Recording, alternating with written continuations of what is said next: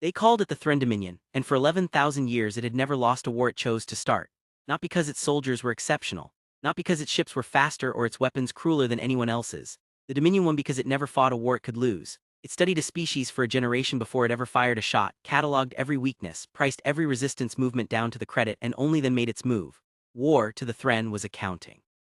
And the Threnn were very good at accounting, which is why nobody could explain what happened at the mining colony of Kesh Ordinate, on a supply station orbiting a dead brown dwarf, where a single unarmed human named Daniel Okafor was left behind during what should have been a routine bloodless annexation. Daniel was 41 years old. He was not a soldier. He had never held a weapon designed to kill another sentient being.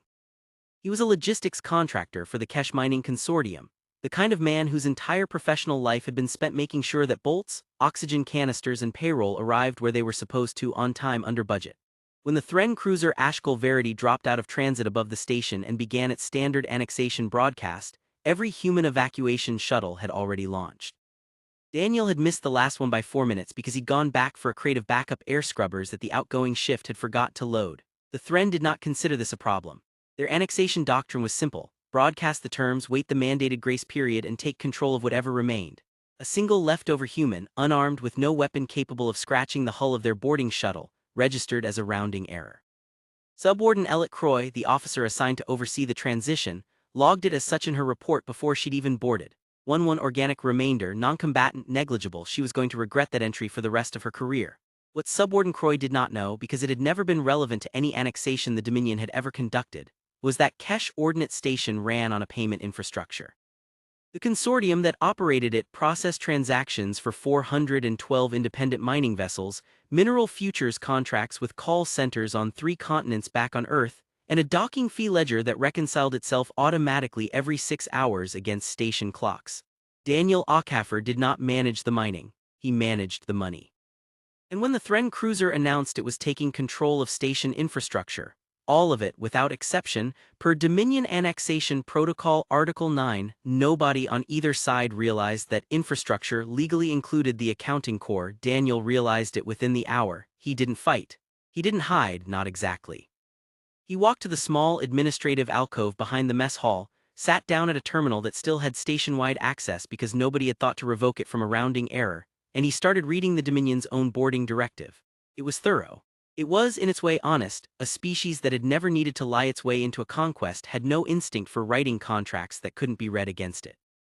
The directive stated that the Dominion would assume operational continuity of all station systems during transition, honoring existing obligations already in motion, to avoid destabilizing regional commerce that Threnn client species depended on.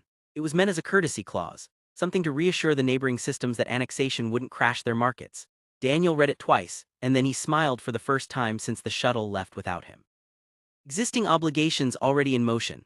There were 412 mining vessels under contract to dock at Kesh Ordinate over the next standard month, each with a prepaid berth, insured cargo, and a penalty clause for delayed departure written into consortium law before humanity had ever met the Threnn. There was a mineral futures exchange with active contracts worth more than the Ashkel Verity itself. There was a payroll run scheduled to disperse in 6 days to 11,000 miners scattered across the belt, miners who were technically still under active Threnn jurisdiction the moment the annexation broadcast concluded, because the Dominion's own directive claimed authority over all persons and processes in the system. The Threnn had, without meaning to, annexed humanity's paperwork, and paperwork, it turned out, was a language Daniel Okafor spoke better than any of them. Subwarden Croy discovered the first sign of trouble 2 days later, when the docking fees from the arriving mining vessels failed to route to the Dominion's newly installed administrative account. Instead, they routed exactly where the pre-existing contracts said they should, into an escrow ledger held in trust, pending resolution of jurisdictional continuity, a phrase Daniel had lifted directly from the annexation directive's own language, and fed back into the station's automated systems. He hadn't broken anything. He hadn't hacked a single firewall. He had simply told the truth more precisely and more legally than the Dominion had told it themselves, and the station's ancient, unglamorous accounting software believed him because he was, on paper, still the authorized signatory. The first Threnn response was not diplomacy. It was a boarding team, sent to physically disconnect the accounting core and route its functions through Dominion hardware instead, the way any competent conqueror would handle an inconvenient piece of infrastructure. They arrived at the alcove expecting a server room.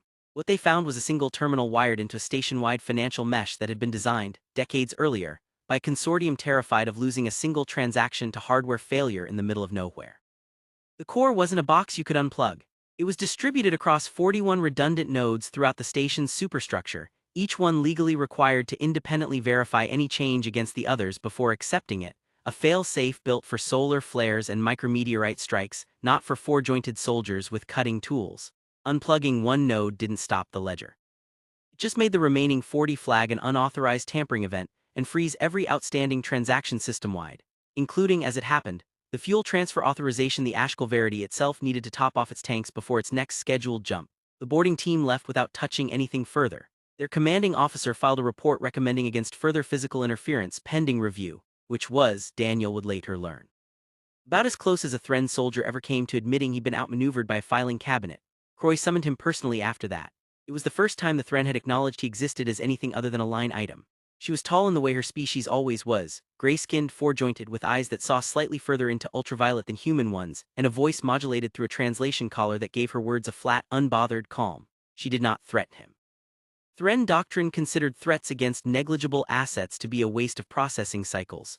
You have caused an irregularity in the transition ledger, she said. Correct it. I haven't caused anything, Daniel said. I'm following your directive, Article 9, Operational Continuity. You told the station to honor obligations already in motion. These contracts were already in motion. I'm honoring them. Obligations were meant for your consortium's benefit to prevent market disruption during transition, not for your personal advantage. It doesn't say that anywhere in the text, Daniel said, and he turned the terminal so she could read it herself. It just says obligations already in motion. You wrote it, I'm just the guy still holding the keys. Croy stared at the screen for 11 full seconds, which Daniel would later learn was, for a Threnn, the equivalent of a long, uncomfortable silence. Then she said, I will have the directive amended. You can amend it going forward, Daniel agreed. But contract law doesn't work retroactively, not in your system and not in mine. You already made the promise. The ships are already inbound, the payroll's already scheduled. If you break the escrow now, on record, 412 independent vessel operators across 17 systems are going to have documented proof that the Dominion's word is worth exactly as much as it takes to type a correction into a database. That's not a rounding error anymore. That's every trade partner you have deciding your signature means nothing. He watched her calculate. It was, he realized, the first time he'd ever watched a member of a conquering empire actually do the math instead of assume it. Threnn society ran entirely on the presumption that their commitments were absolute, because absolute commitments were what allowed them to annex 100 worlds without firing 100 wars. If that presumption cracked here, at one dead-end mining station nobody in the capital had ever heard of, it would still crack everywhere at once, because reputation didn't stay local. Not in a network of 11,000 years of trade routes. She left without answering him. Daniel considered that a win. Over the following 2 weeks, what should have been a quiet, forgettable annexation became something the Dominion's central ministry had to start actually discussing. Daniel didn't sabotage a single system. He didn't need to. He simply administered the station exactly as its own charter required, citing Threnn law back at Threnn officers with a precision that made junior officials flinch and made senior ones start requesting legal review before issuing any order at all. When Croy tried to seize the payroll reserve directly, bypassing the ledger, Daniel pointed out that the reserve was collateralized against insurance contracts held by 3 separate underwriting guilds outside Dominion space, guilds who would be legally entitled to sue for breach the moment the funds moved without authorization, and who, given that 2 of them insured Threnn assets too, were not enemies the Dominion wanted to manufacture over one station's petty cash. When she tried to simply declare the escrow void by administrative fiat, Daniel produced a translated copy of the very annexation broadcast the Ashkel Verity had transmitted on arrival, time-stamped, station-wide, in which the Dominion itself had publicly guaranteed continuity of commerce as a condition of peaceful transition. He hadn't recorded it in secret. It had been broadcast to everyone, including the Threnn's own client species listening in from 3 jumps away, because the Dominion had wanted witnesses to its own restraint. Voiding it now, publicly in front of those same witnesses would read as exactly what it was. There were smaller battles too, ones that never made it into any ministry report but that Daniel remembered longest. A junior Threnn logistics officer, sent to audit the station's fuel reserves, tried to reclassify the mining consortium's insurance premiums as annexed assets rather than ongoing obligations, a distinction that would have let the Dominion simply absorb them. Daniel spent 6 hours walking the man through the difference between an asset and a liability using nothing but the Dominion's own commercial glossary, translated back at him in his own language, until the officer conceded the point out of what looked less like agreement and more like exhaustion. A supply captain, sympathetic to the Dominion and eager to curry favor, tried to convince the other 311 vessel operators that cooperating with the new administration would go easier for everyone if they simply let the escrow dissolve. Daniel didn't argue with him directly. He just forwarded every captain a copy of the original annexation broadcast, time-stamped, alongside a plain calculation of exactly how much money each of them stood to lose if they let a promise get walked back once. Nobody needed persuading twice. Somewhere in that second week, Daniel stopped being an irregularity and became a problem the Dominion actually had to solve carefully, and that shift changed everything because the Threnn had never built an annexation doctrine around solving problems carefully. They'd built it around not needing to. The ministry sent a mediator, not a warship, not a warden. A mediator, a specialist whose entire career had been spent handling disputes between the Dominion and species too economically entangled to simply be crushed. His name, translated roughly, meant something like careful accounting, and when he arrived, he did something none of the Threnn had thought to do yet. He asked Daniel what he actually wanted. Daniel had thought about that question for 2 weeks because he'd known someone would eventually ask it, and the honest answer surprised even him when he said it out loud. He didn't want the station back. He didn't want a war he had no army to fight. He wanted something smaller, and in its way more permanent. He wanted the annexation directive's continuity clause written into binding, retroactive Dominion trade law, applicable to every future annexation the Dominion ever conducted, not just his station. Every species the Dominion absorbed from that point forward would have their existing commercial contracts protected by the same language that had let one unarmed logistics contractor tie an empire's hands for 2 weeks. He wanted his accident to become permanent Dominion doctrine. The mediator asked why. Because you're going to keep annexing people, Daniel said. That's not going to stop because of me. But if I make sure every single one of them gets what I got by accident, a legal shield made out of your own promises, then every world you take gets a little harder to actually own. You'll have the land, you won't have the leverage. And eventually, you'll annex something that does that math the same way I did, except with more time to prepare than I had. Mediator did not answer immediately. Threnn diplomacy, Daniel had learned, ran on silences that meant calculation, not hesitation, and this was the longest one yet. 3 days later, the Dominion ratified an amendment to Annexation Protocol Article 9, retroactive to the date of the Kesh Ordinate broadcast, guaranteeing continuity of existing commercial and civil obligations across all future territorial acquisitions, enforceable through independent arbitration rather than Dominion administrative fiat. It was, on the surface, a minor procedural clause. In practice, it was the first structural limit the Threnn Dominion had ever placed on its own conquest in 11,000 years, and it existed because a supply logistics contractor had gone back for a crate of air scrubbers and missed his evacuation shuttle by 4 minutes. Subwarden Croy was the one who told him it was done. She found him in the same alcove behind the mess hall, the same terminal, the crate of air scrubbers still sitting unopened against the wall where he'd left it, because nobody had ever needed them after all.